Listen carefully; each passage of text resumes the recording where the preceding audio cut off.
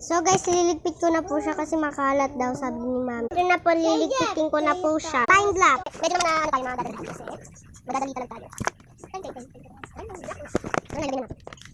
So, iba na lang daw yan natin sabi ni mami. So, kukuha na ako ng bago kong laruan. Hanap pa ako. So guys, nakahanap na ako. Mga luma-luma na siya.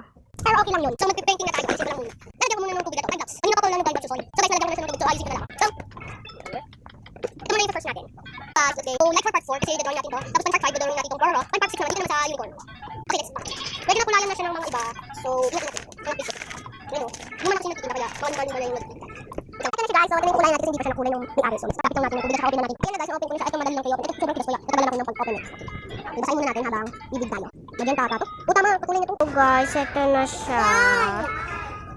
Okay. Wait, tabo. Natapos ko na siya. Like for part 5.